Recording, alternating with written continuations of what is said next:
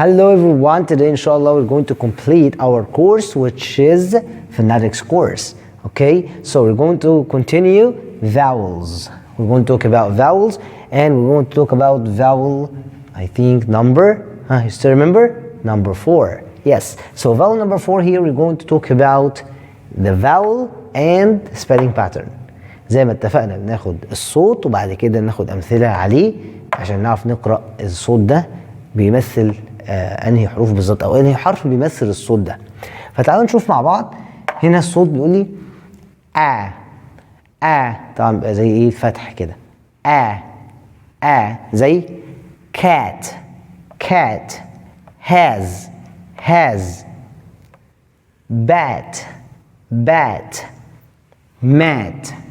mat AI زي plaid تمام. ركزوا اكتر في الاصوات دي والصوت ده سهل جدا جدا ولكن عايزين practice makes perfect. Okay, try to repeat it a lot and don't forget to practice a lot. I'm waiting for your examples. Thank you so much. See you next time.